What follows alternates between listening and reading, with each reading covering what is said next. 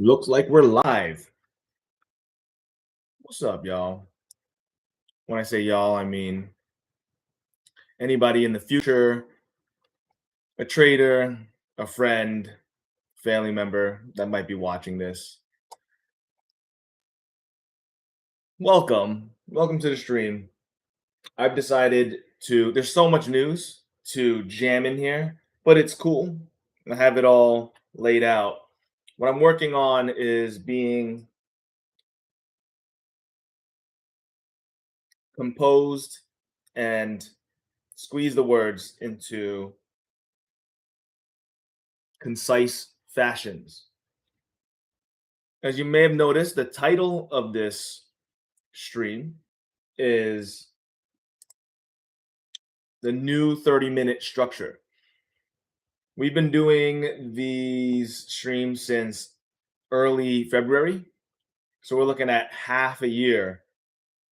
It makes sense to start to nail down what the next evolution of this stream will be, of how I'm going to stream. Because if you're not progressing, if you're not growing, then you're dying. So the main purpose is so you can come into one of my videos, get an update, learn a little bit, and then be done. Not hear me rant on and talk about whether it's something that I missed out on or something that I did well. None of those actually matter. What matters is the learning part of it. Over the course of the last 6 months, I've been able to realize through documentation and trying to figure out the best way to express my abilities so that I can get the most optimal return. I've been able to see how far I've gone and where I still need to improve. Let's start up this otter here.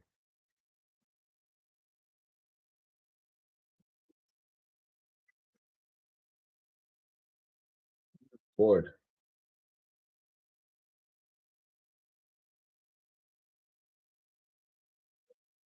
I did it last time very easily. Let's X out.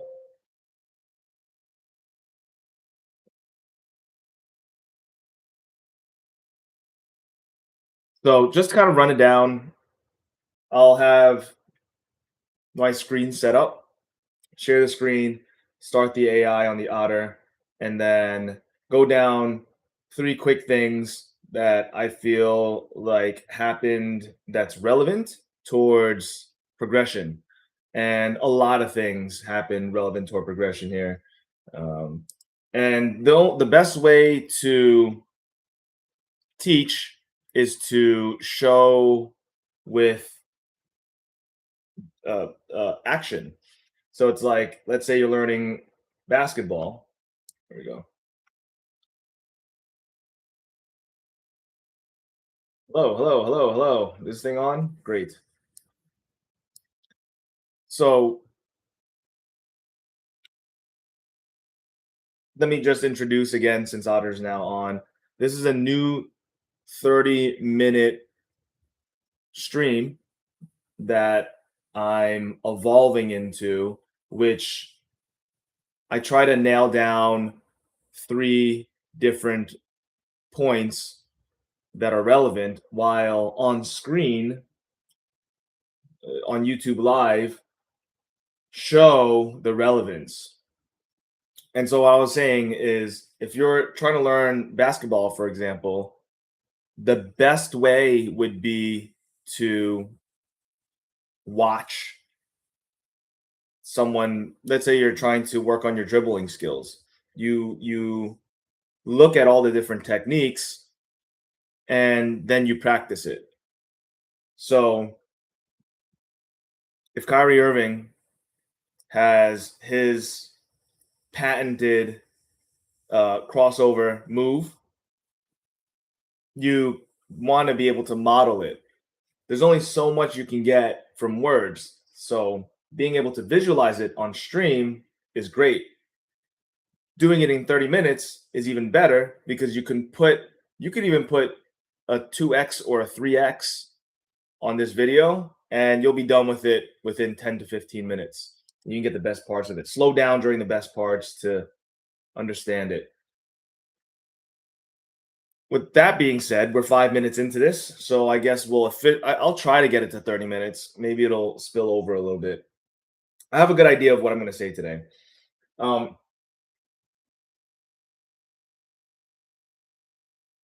so as mentioned, I've been streaming for about 6 months, and there's great outcomes and there's terrible outcomes. The great outcomes were that I have a really good pulse on the market through experience and pattern recognition and an overall understanding of how charts work, how assets work, liquidity and volume, demand and supply. I have a really firm grasp on that. And like market psychology, which is the most important thing. And psychology is a very interesting thing because it's never 100% this or 0% this. It's on a scale because everyone is different, because markets always react differently. People always react differently. There's always different market participants, and there's different catalysts. So you have to be able to identify what might be the best time for this action. So even through these 6 months that's been documented, I've done really good with identifying, and I've done pretty good actions. Sometimes I tend to sell myself short and say that I haven't achieved enough in that sense, and I still hold that to be true. It's something I'm working through. Um, However, if I just minimize the losses, the wins are perfectly fine. So that is the point that I'm at right now, and I think it's every trader is avoiding those catastrophic moments, which has happened in this last 6 months many of times. Starting from last year, I've been acutely tuned to at least the crypto market, if not both the stock market and the crypto market, and being able to understand the tools that I've been able to put together that works. I think it can work universally. Uh, I've gotten the confidence, and I definitely have the confidence, the ability to apply all of those. That's been a work in progress. So the more, just like how with this stream, it's going to be condensed, my approach to the market is going to be condensed. And hopefully, talking to Daniel, if you're watching this, it's going to be complemented by your efforts, which basically will accelerate all of our progress and maximize our potential. All right. So very simple setup. I'll briefly run through what it used to be like.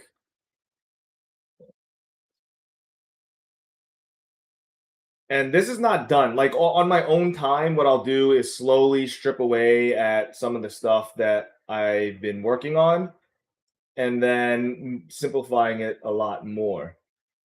So on stream, whenever I add anything onto the sheet, it's generally on stream. It'll be different in the future. There's a lot of different journals I can look back on, and this is very important. Hopefully, what I plan on doing is taking these streams and then the transcripts that Otter creates and the summaries and port it into an AI that understands how to reflect what I'm saying in a trading perspective. and get those bullet points out there, squeeze those nuggets out. And I wouldn't really need to, I guess, devote so much time and energy to all this other stuff. I think individually, all of these things, like the checklists and action items and preparing for the plays, um, confluence charge, those are all individually important. The same way how every single one of these lines, like these indicators, we have 7 of them on here. A lot of them are not even active, but all of these lines and colors individually are helpful. You need to consolidate though and find the way that works best for you. Like you can have an in and out, cross, spin move, dribble, up fake, like all of those. That's nice, but you're not going to use all of them, and you're only going to be really good at some of them. And if you try to do all of them, then you might as well just be. You wouldn't be playing professionally. You'd be like a Harlem Globetrotter or something, because those are flashy moves. So we're going to condense, and the results are going to speak for themselves. The dollar amount that you can accrue is a great scorekeeper. So if you're being successful, it's very obvious that you're being successful because it'll reflect in your total account balance. So that's the goal. Okay. Today I'm gonna cut this sheet and just kind of talk for the next 20 minutes or so. There's a lot of behind the scenes things, obviously, because I put a lot of time into this. But I've now officially been able to clear out Dr. Profit, which is our main source. He's our main source. If we did nothing else and just understood what Dr. Profit was saying, then we'd be all right. I think I estimate he's up like 600K over the last month, if not more than that. And everything just laid out for us on a platter. I'm a VIP member, been VIP member for the last 5+ years, lifetime, and he's charging $7,000 for a lifetime now. So we got in really good, and he's also amazing. So I looked through my Telegram stuff, and what do I want to point out here? Now, this is just one piece of the puzzle. What I really wanted to show you is I'll just show you. Oh yes, this is what I want. So first thing I'll go through is a Telegram, and then second thing I'll show you the mentality of the trade yesterday, because we aced it. This is the first time I actually did so well on something that used to wreck me and everybody. Like, I didn't lose money, I made money in this move. We could have made like 5 or 6 times more, but the fact that we were able to accomplish the minimum viable goal, perfect. So I want to go through that, and then maybe I'll poke around a little bit, but mainly it's for those two things. Because this is speaking specifically to someone who's just learning. So Iman, if it's you, Daniel, if it's you, and there was one in Silico Bunker, it's called. This guy, there's I always have a top 3. And it's funny because when I talk basketball, it's hard for me to go, oh yeah, these are my top 5, here's my top 10. I don't watch enough basketball to have an opinion on it. That's what I realized, because if you talk crypto to me, everything's already laid out. And it's like very apparent to the point where I don't even have to think about it. Flood is a top 3. He was the number 1 at one point. Then Silico guy was a top 3. He always had some sort of alpha to share. And alpha, by the way, is a business term for something that is that yields profit. The alpha is kind of that edge that you have in the market. So if you have like X-ray vision and you're playing blackjack or poker, that's your alpha, right? Like insider trading's alpha. So in this Insilico guy, he's gone. He's long gone since like 2021, but I've been following him since 2017, and he's dropped some good knowledge. I've been in this Telegram. I actually had it pinned up here, but I never looked at the Telegram group until yesterday. Like I went through from back to front, and if he's gonna say something, I'm gonna listen to him. I'm at least gonna try it out, right? And one of the things after like downloading all this stuff and reading all this stuff, I've condensed it into one actionable thing. Go into this channel.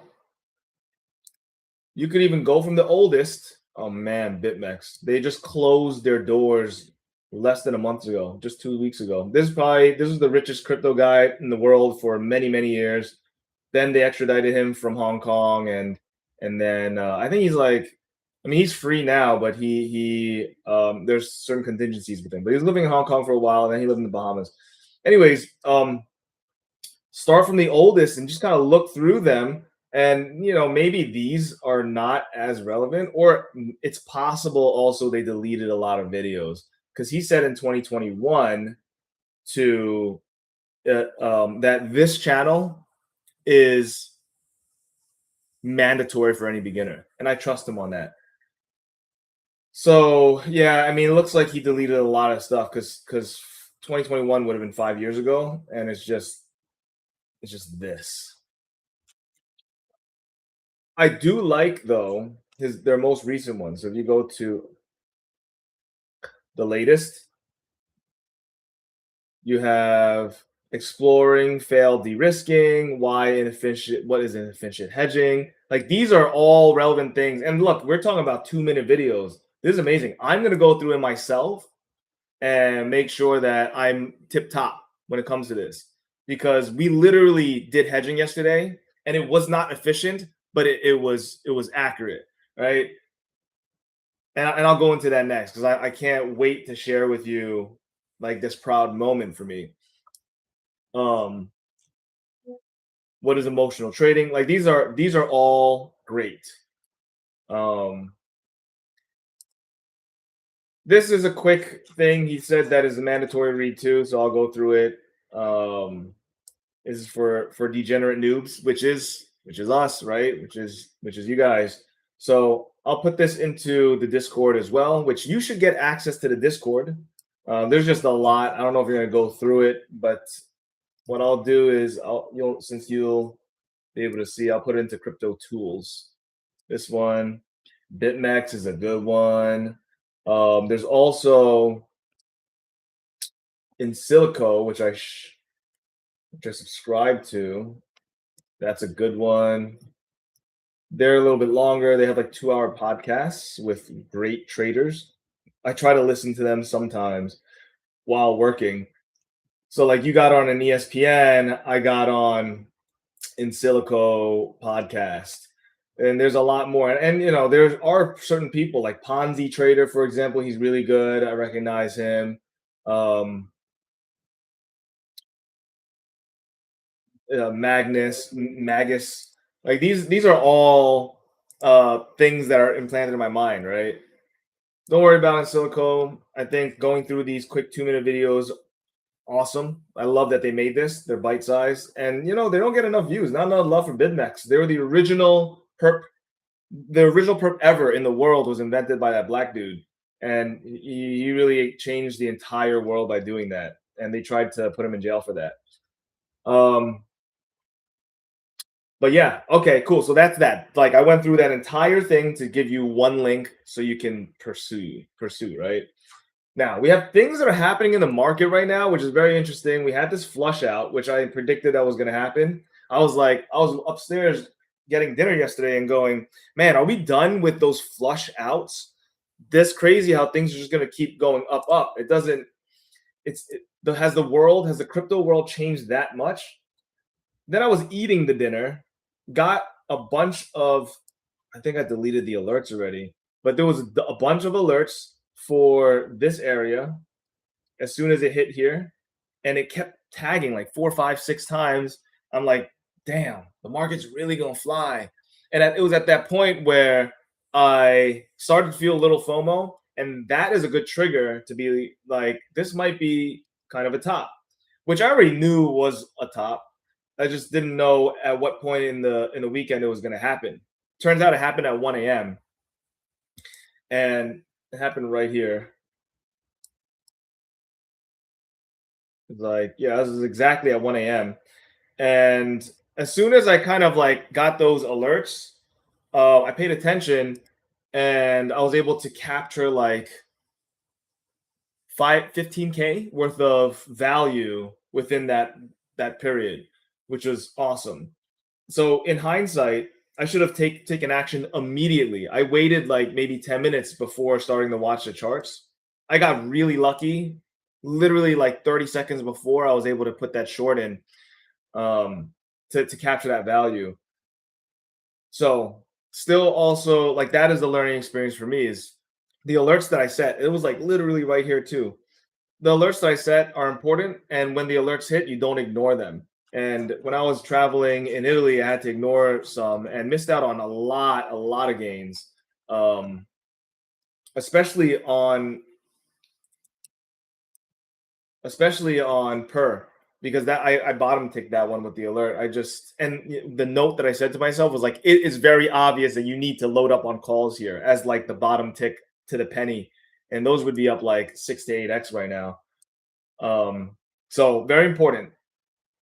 But that's also not what I'm trying to get to, right? What was I saying? I was saying like, oh, the market's moving now because of this mechanical reaction that I'm so glad that it's still here. It's going to happen again.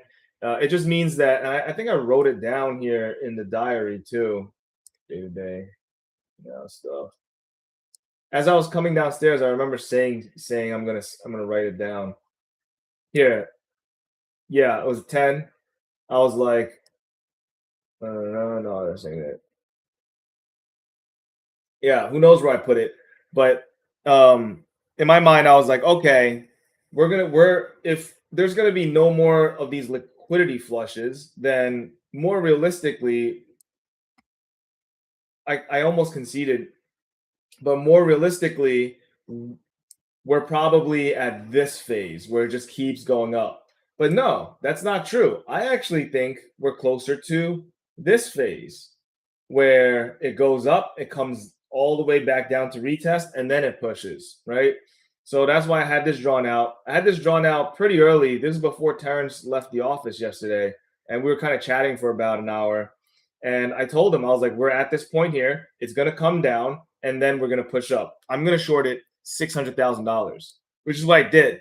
I shorted it, and now here's my main point here. I have all this stuff in my brain. I had this line drawn out, so I was prepared for it even before it hit. So it was like this when I drew the line. Well, not that far back, but yeah. It looked kind of like, let's see, bing, bing, bing, bing, bing, boom. So at this point is where I drew the line, right? The line originally was only, well, for now. The line was only as long as this line. So it was like this. I drew it out because I know how these things work. Drew it out and I drew this arrow thing out. So this is not going to work. This is not going to work 100% of the time. It just so happens that this was a 95% odds of happening because of the momentum that we had up there, the exhaustion, the speed in which we came up. It's pretty obvious because we broke through all of these barriers already. It was obvious that this is going to be the place if it gets there, which it did. And I shorted a little bit too early. I shorted a little bit too early because what happened was I won't even go to the 5 minute chart now because when it hit here, which was 4 p.m. What is this? No, 6 p.m. That's when I'm here with Terrence and we're kind of chatting. He left around 7. So he left at 7 p.m. Right here. And that's when it did this. And when it did this, I did watch it come down here too. I exited the position roughly at 9 something. So right here, 600K, right? And then I ended up losing like 14K in that process because I shorted Zcash too, and it kept pumping. That was a real that was it was stupid. The size was too big for me to stay in that position. However, I should have the fortitude to stay in that position and be willing to blow out the account if it's truly one of those things. Because like it can go back and forth, right? We're going into a weekend, and weekend has low liquidity, so you can push it either up or down. And naturally, it should be down. That's what I was thinking. But some fuckery can happen before it comes down to normalize. So I thought maybe it was going to go up here. But, honestly, we should have risked another 10 for it to not come up above here. Because if it does, then you kind of lose. But we exited here, and the prices was never able to push up above this area, which is where my stop would have been. So if it was a 100K position, for example, I just put the stop up here, walk away, and then all of a sudden this happens where the move, a 5% move this was a 450K position. On the Zcash, we had a 200K position. So it ended up being 650. And Zcash, I'll show you in a sec, went down like 15%. So that could have been like a 70K haul that I was involved in that I got out over here after watching it for about 2 hours. So in that sense, it sucks. I'd probably be a little bit mad if I missed the entire move because I had the original thesis here. And I think that's my main point is from an execution perspective, that's where you come in, right? I'm able to tell you exactly what I believe is going to happen. I'll give you my confidence interval. With this, it was like a 10 out of 10. It was at least a 9.5 out of 10. And then you just have to execute it and stick through it, right? I don't need to watch it because once I do, some stupid stuff happens. We just execute. Like the number of times that we can execute properly on this, it's as long as if you have a 60 or more % chance win rate on there, even if we have, I think if we have a 35% or more chance win rate on there over the course of time, we win, right? So I have a plan set up for that where we have separate accounts. It's actually amazing what the plan is going to be here. But yeah, I would be sad if I missed it. Thankfully, I had those alerts set up, and then I happened to, when I saw it go down, like this is so quick. I basically bought in as it was going down. I shorted 100 and I think it was 150K, and we were able to make like 16K out of it.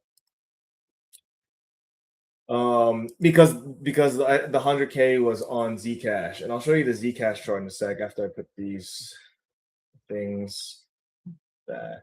Oh, you can't go back any further? All the stuff that I deleted is permanent. That's not cool. Don't do that to me now. No. I don't want that. Don't save. Okay, we go back to Ethereum. Oops. Great. I don't know how to work TradingView. TradingView is like the Bible for traders. Okay. Oh man, it's actually done. All right, that's fine. I guess it wasn't like absolutely necessary anyways. It was basically just the bet that me and Wilson have was up on here, and then some other overlay. It's cool. I actually think that we are going to continue to go down. That's amazing if it comes down 10% on Monday because like tariffs or bombs, whatever the reason is, I don't care. It probably comes down here. There's a 50-50 chance it does that. So I'm not playing it to the downside, but I will pick up $1 million down here. Like this is easy. This at this point is easy. Like if you were to, let's say you pick up $1 million, and then it comes down another million's kind of a lot, but let's say you do 500K and you're willing to risk 20K, right? That's what is that? 500K. If you're willing to risk 50K, that's 10%, right? If you're willing to risk 20K, that's 2%. That's pretty rough. Yeah, I'm not sure that's the right move here. Maybe we start with 100 and then we ladder down. So if it comes down to, if we start here and we get an average price of down here, then it goes down 2%. I'm willing to risk the 20K at this point. If we're able to get this entry, you risk the 20K to make like, that's insane, like $200,000. No, 100K. That's a 5-to-1 risk.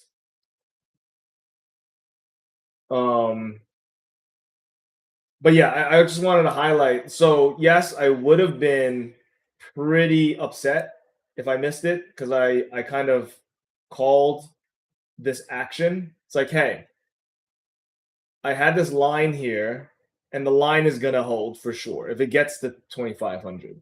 It did, and that ended up being where it dumped. And at this moment, what here's another prediction for you. What I think is gonna happen is gonna be pretty severe, quick dump. Like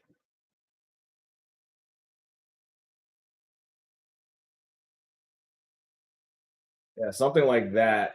It's basically the inverse of this, right? And I do this a lot, and it's actually worked out pretty well from Zcash perspective. I just you just like inverse it, not that.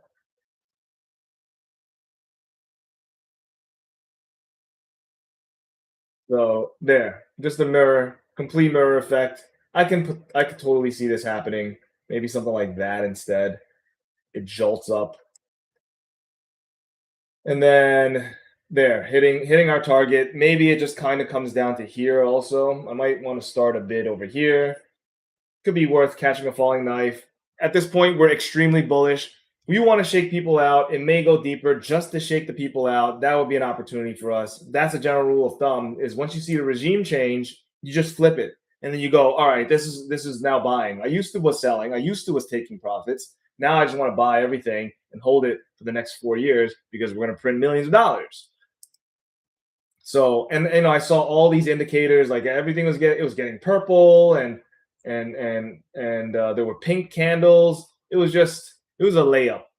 It was actually a layup, which is why I feel a little bit like we missed out. Now it used to be, so if this was like February 2021, which I kind of can see this, then we're just going to continue, right? There's a weekend, so it's slow volatility, but we will continue relatively quickly going into Monday. And then all of these stocks, these crypto stocks, are also going to be up. So it's worth picking up some crypto stocks now because once it opens on Monday, boom, that's the alpha, right? Nobody, the very, very little people, thousands, if that, yeah, it's probably just thousands of people, if that, are buying stocks on the weekend because they don't know it's a thing yet. This is literally where you get your edge. So that's what I plan on doing. I sold a whole bunch of PER, even though I know it's going to go up to like $30 because the funding rate is too good. It was 0.6 before. Now it's only 0.11, but still, like 100K position, you'll probably end up paying a couple $100 over the weekend, over the course of a weekend. So if I can get it down low here, boom, amazing. Closer to market open where the funding resets, beautiful. That and BitMiner, I already have 40K in there, and it's the funding is zero here. That's why I want to like really stock up on this. Ethereum went to 2,500 after hours. Dude, this thing is going to go up to 60 all-time highs again. So I have no problem throwing 100K into this thing going into Monday because the worst case, it's not going to go down 10%. I mean, it might. If Ethereum goes back to 2100, it will come back down and we'll have an opportunity here. But that's just another opportunity that we have because we're currently in easy mode. And the reason why it's easy mode for us is because other people are scared. That's the psychology of things, right? Everyone else doesn't know, like this caught everyone off guard. So the natural inclination for people, the defense mechanism is to be like, nah, this was just a fake out. Or this is manipulation, this is not real. If when it comes down here, I'm scared. I knew it was going to come back down, right? So no one buys, and then that's the opportunity. And then you do that enough times, and those people are going to end up going like on the third or fourth or fifth time, and the price is so much higher. Like if Bitminer, for example, is like at $55, but it went from 24 down to 19, up to 28, down to 22, up to 33. If that happens 3 or 4 times, they're going to end up FOMOing. And when those people end up buying, that's when you could be like, all right, I'm out. I'm selling because we got everyone, basically. Everyone who wants to buy has bought already. Like even the people who say they don't want to buy, they want to buy. They just don't have the wherewithal to pull the trigger. And if they do, it's usually with not enough size and not enough conviction that they either let go early on the first sign of trouble, or they're putting pennies, they're throwing a drop of water into a bucket. So we want to put size, we want to get in good, we want to hold it strong, we want to sell at certain peaks so we can buy it lower. That's definitely going to happen. Mark my words, we're going to have crazy volatile swings in crypto, and I actually love that. That already happened with tendies. I'm not going to get into that. I basically held through all the volatility, and we're doing good. We're like up overall, but we would probably be up like 5x if I played it perfectly. More than 5x, like 20x or something. So yeah, we're gonna play this volatility. My instinct and my training and experience is perfectly suited for this. So it's time to take action now with big size. Yeah, okay, so I did want to go over that now. Here's the visual part. That was the explanation part, and we're 37 minutes in. That's fine. We spent like 15 minutes talking, but I'm going to end with this. This is the most important part. I had the foresight to know that I was probably right. And typically when I do that now, I just video record, similar to how I video recorded the magic trick. I'm like, yo, this is so fun. I have to show you. I have to record this, right? So similarly, when I think it's basically like having a highlight reel, right? You want to have that poster. You want to record that in motion 360 dunk. You want to be able to review that. You want to review that tape, right? So yeah, this is where he has me call out. This is crazy. This is where he has me sit on a card, and then he's in his own room. I pull the card out, and it ends up being the exact card. I didn't even know it was Jack of Spades. He knew it was a Jack of Spades. I had no idea. This guy's insane, bro. Harrison Kramer is his name. But yeah, that's not what I wanted to show you. I wanted to give you my highlight reel. So here on the left side, you have when I started that 600K short. And I showed you exactly my thought process behind why I started that 600K short. And then on the right side is how it's progressing, right? At most, I was down like 12K at this point. I ended up closing down 14, which is whack. But this is exactly the type of nervous emotion that you have to endure in order to get there. And so let me preface this. I I need to really give you, in order to kind of put you in my shoes at this moment. Like this is fucking alpha right here. This is some, you should get charged $5,000 just to view this and get this experience, right? Because you see this happen again, you could print. So at this moment we have 450 plus 125. I added a little bit more to that, and then I end up paper handing it. But um I want to explain this before you kind of view this video, and then we're done after this video. It's gonna be 10 minutes long, and then I'll add like another minute or two into it, and then we're done. Um, looky here, it's coming down. So the reason why this is very important to me is because this line that I showed you earlier, right? That I kind of extended way down here. On top of doing that, I set an order, a limit order up here, and I just left it there for hours, right? And that's for 50 Ethereum at that's 250K short. So like, let's say I went out and I went golfing, I went drinking, whatever, that order would have hit and I would have been fine. I was actually very comfortable with leaving that 250K open hedge there because of the confidence interval, right? Now pay attention to like it's very like, I the point is I wasn't outside eating ice cream and hanging out. I was actually watching this chart. I happened to open up this chart and see, wow, this thing is actually about to hit my 2500.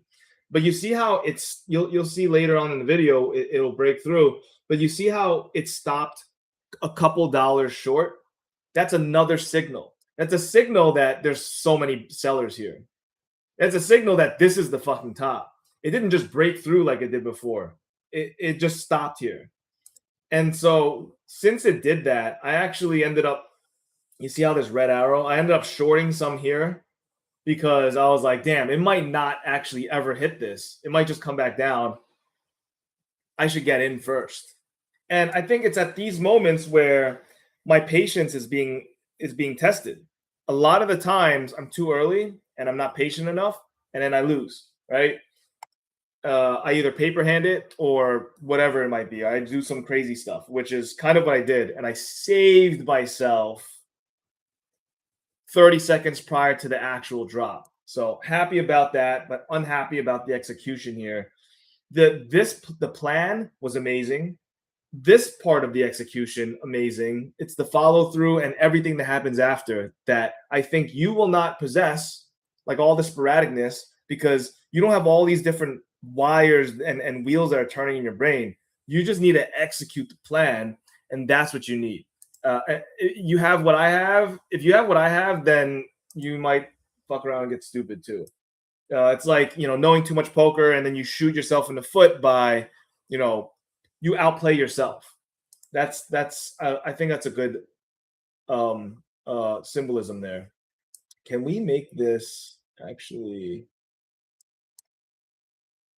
is better? This is better. Yeah, it is. Ooh.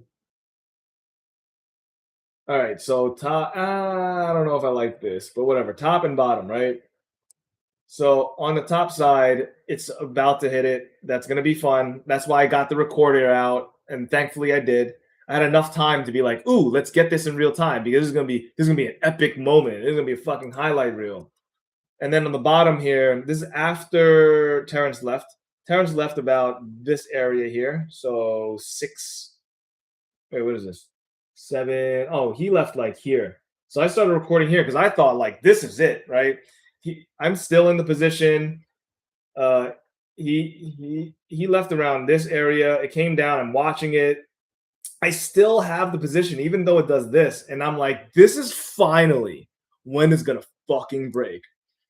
And as you can see, it's not paused. It's just taking its time. It's taking its time. You know what? I will put it to the side because what I want to do is show you what it looks like here. Okay, let's open up a new chart with no graphs on it. Oh, even random is not random anymore. Let's just do explainer. Explainer chart. So you can watch here, you can rewind this video, it's alive, but it's like, oh my God, it's actually gonna happen, right? Well, we're gonna go to the 1 minute and let's see here. I'll tell you exactly where this is.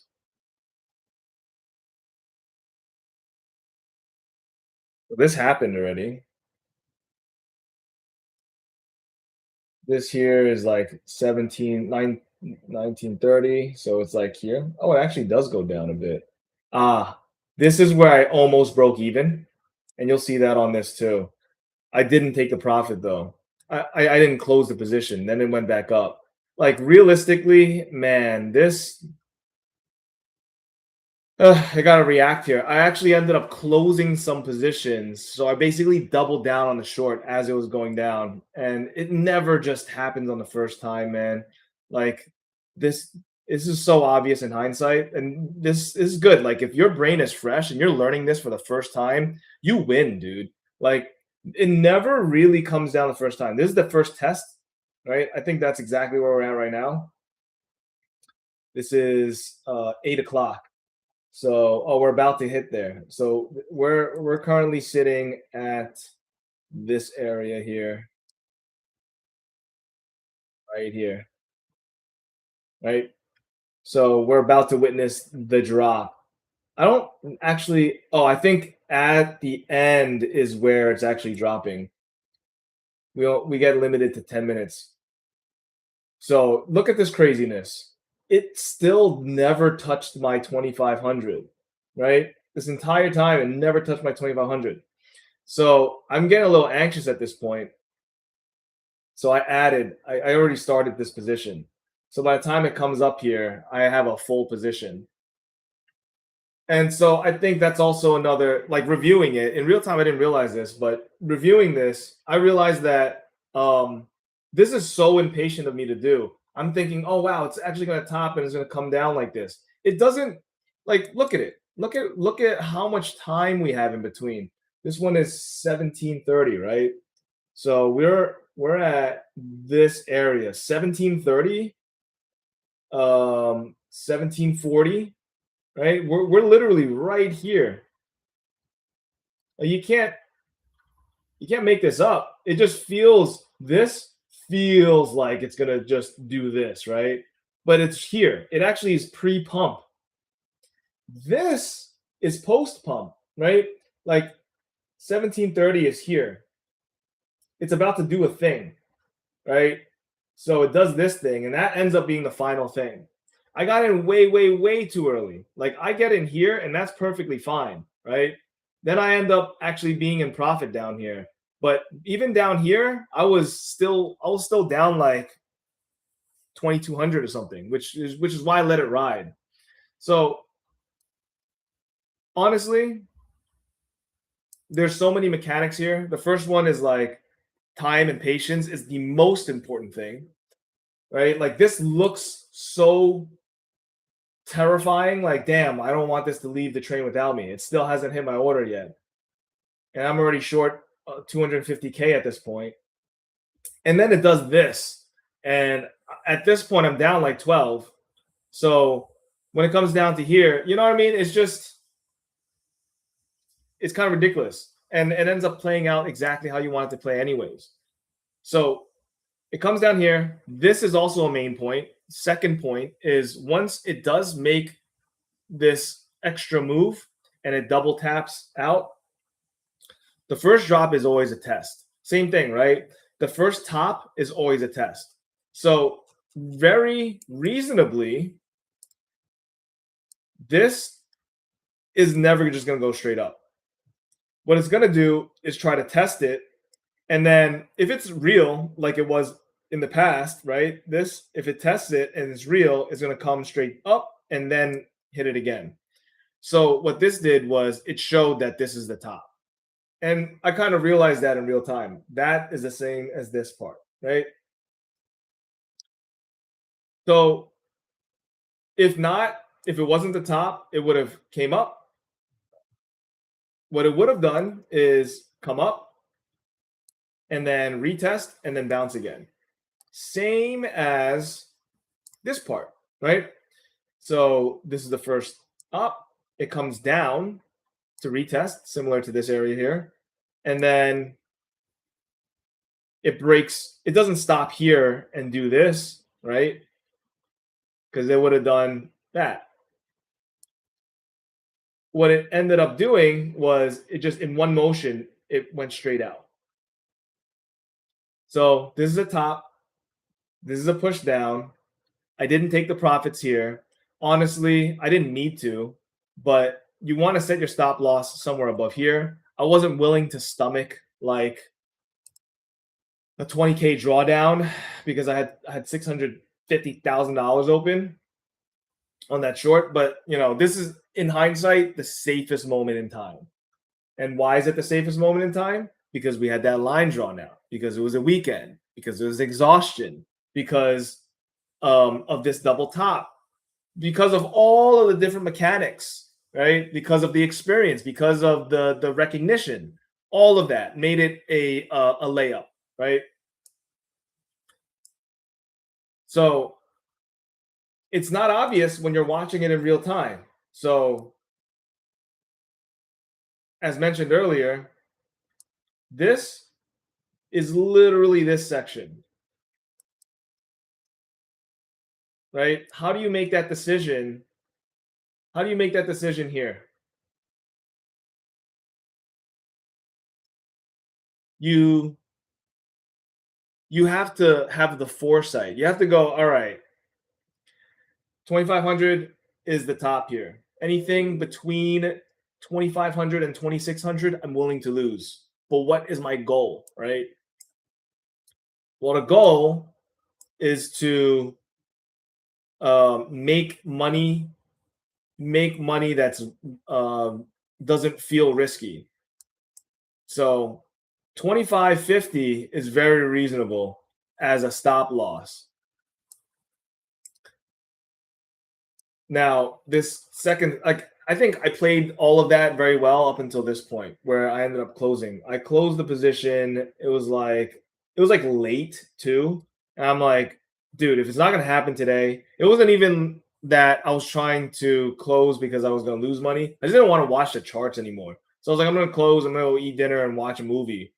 So what happened was I closed it, I don't know, somewhere, maybe like somewhere here or whatever, like something here. And so this is where this video ends, right before that pop. And then I was clicking on stuff. I don't know what I was clicking on.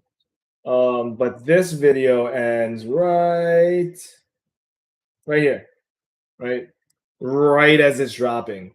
So it's like 7:45. 7:45, kind of around here. So I remember how I felt here, like, wow, it's actually going to happen now. It didn't. It popped right back up. And this actually, like, you think about that phrase, one man's trash is another man's treasure. Well, someone who's short, like, let's say someone shorted here, which, I shorted down here, right? People are going to start to panic when it comes up here. They're going to want to close their shorts, which is kind of what I did. Because I was in since here, and I've been sitting in front of my computer for this long, right? I just didn't want it. I didn't want it anymore. Man, maybe it does this. Maybe it fucking never. I can't watch this.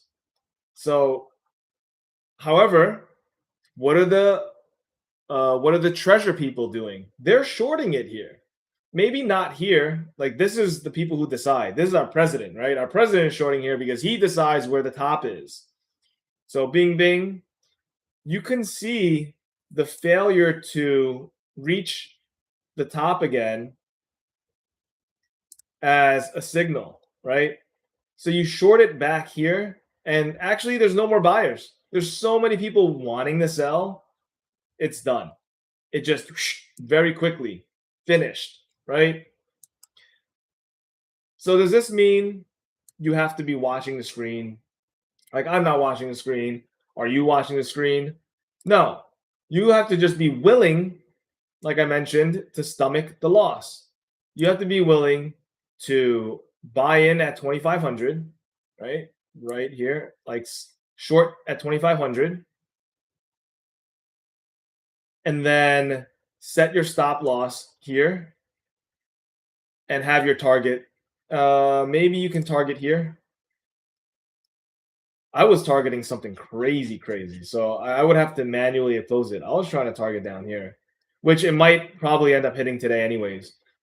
So what is the risk reward there? Let's take a look. And then I'll close out this stream right under an hour. So it would bring us into like 40 minutes total if it was just no bullshit. What we want to look at is, okay, so just kind of close before we do the calculations here. Like, how can you play it and walk away? That's what I'm going to show you.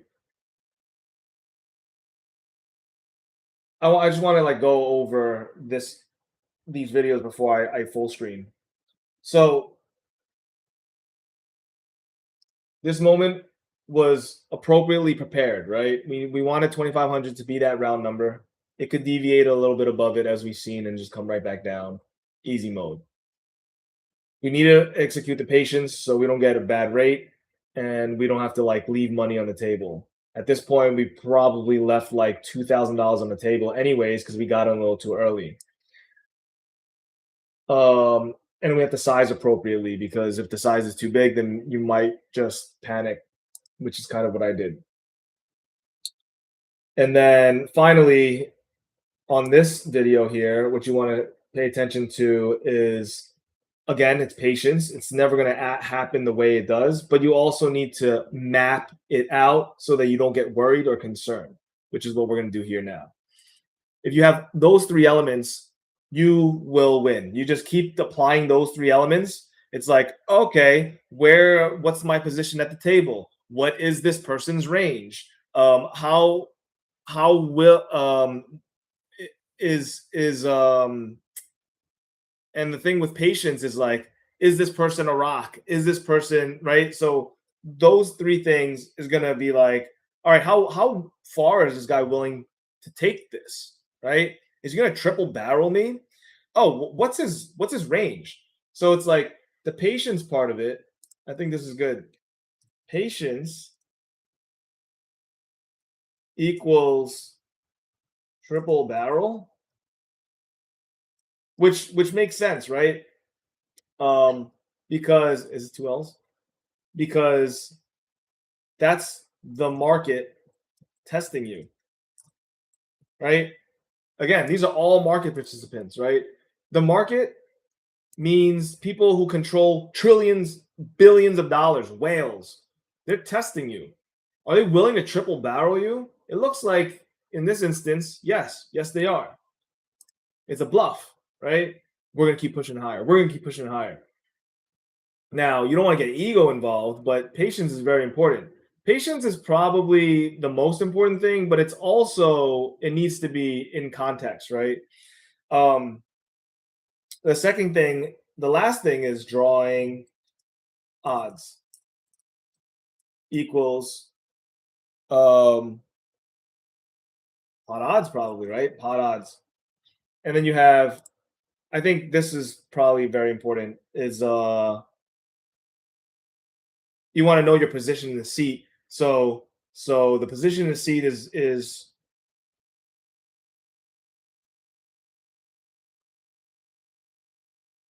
what is your position in the seat? It's identifying trends. Trend technical areas equals table positioning. So it's those three things. Now, which one is like they all need each other, right? But which one is on top? I think patience is probably the easiest. It covers itself if you just draw the odds and you're willing to lose and you're willing to just risk. Identifying this comes first. You need it in order to actually have a high percentage, and then you draw your odds based off of the percentage that you feel is strength there, and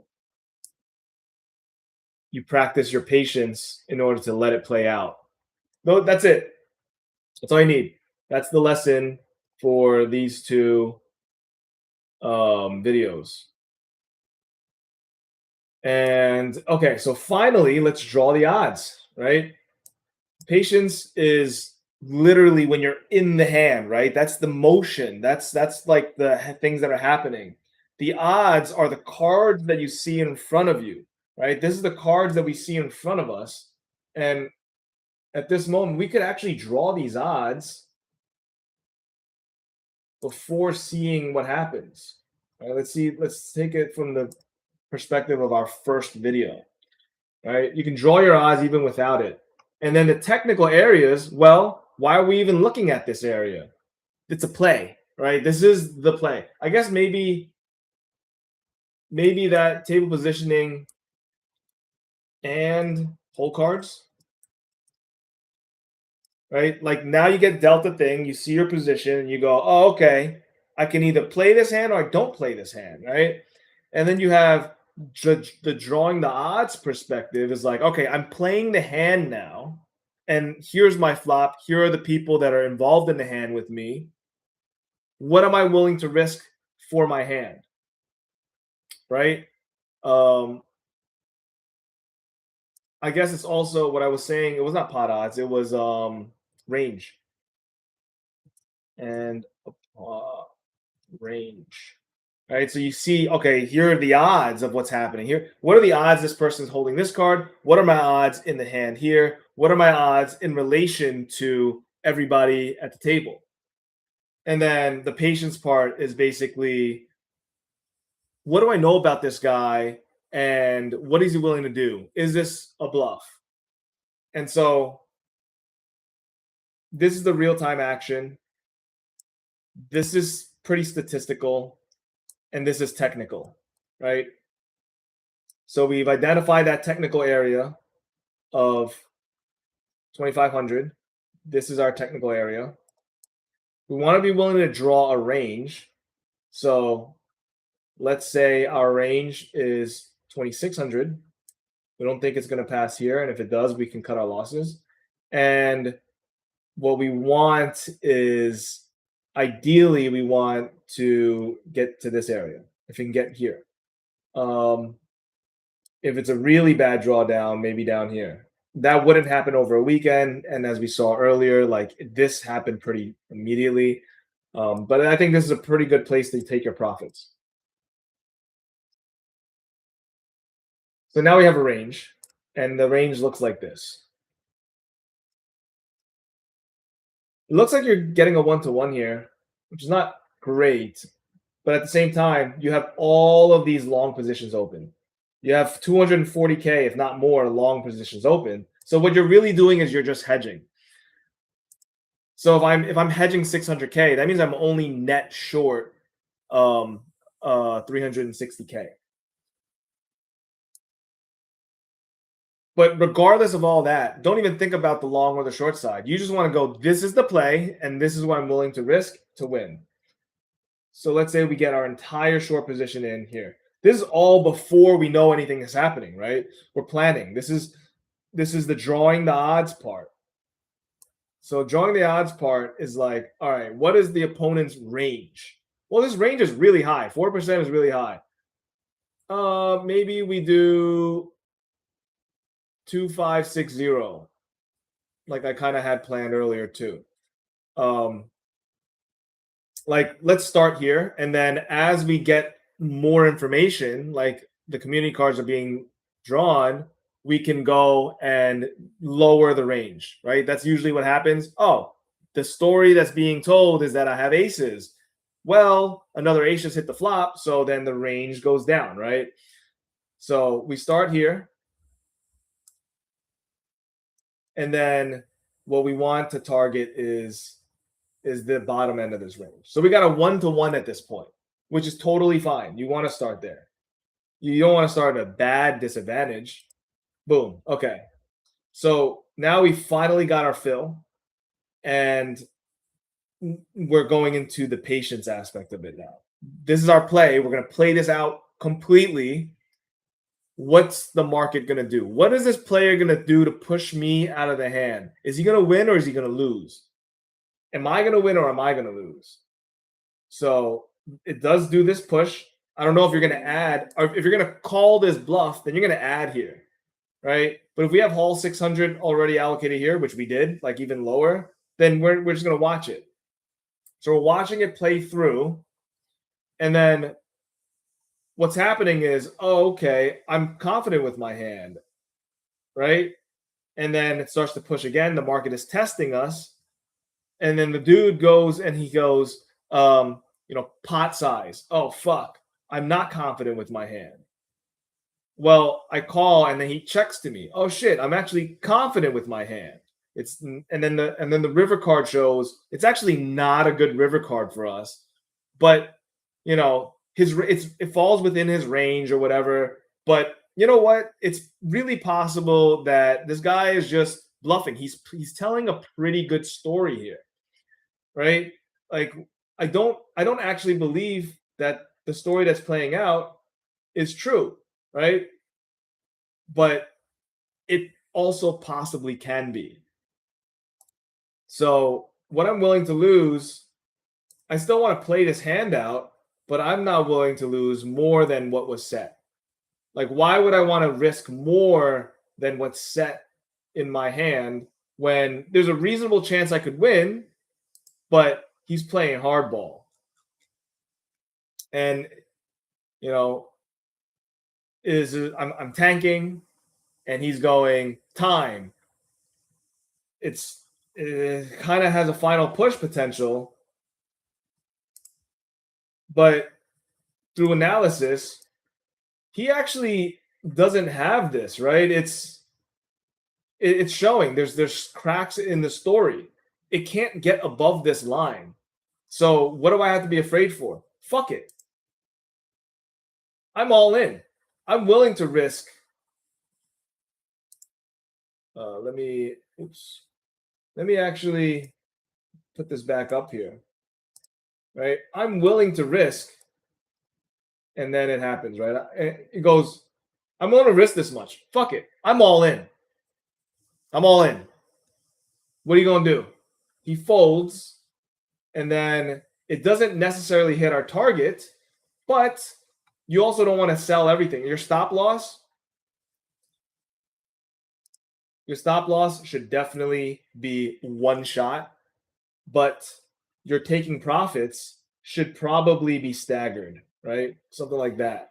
So it hits 80% of our wins, 600,000. 5% of that is 6 times 5 is $30,000. You get 80% of that $35,000. You get like probably 90% because it's still this low right now. So you get 90% of the $30,000. You end up with 27,000 on this play. You just risked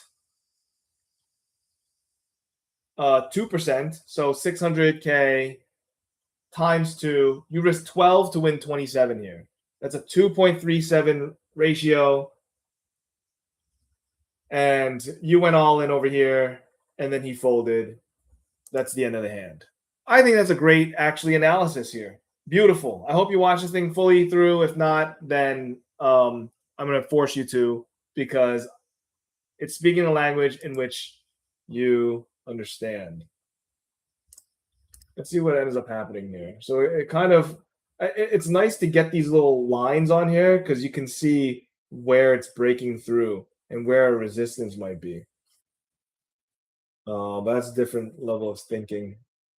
Leave. All right. Yeah. I mean, looking at what's happening here, it seems to actually, this was the drop. So I'm at least 60% sure we're going to come up another 2%. However, what might end up happening is, you know, right? Something like that can happen. We'll see. We'll see what happens with it. I'll leave it on the chart here. But that is the lesson for today that I've learned myself, and very happy to share with you, honestly, because this was fun. This was enjoyable to explain. How do I get rid of this thing now? I want to get rid of this. Come on, dudes.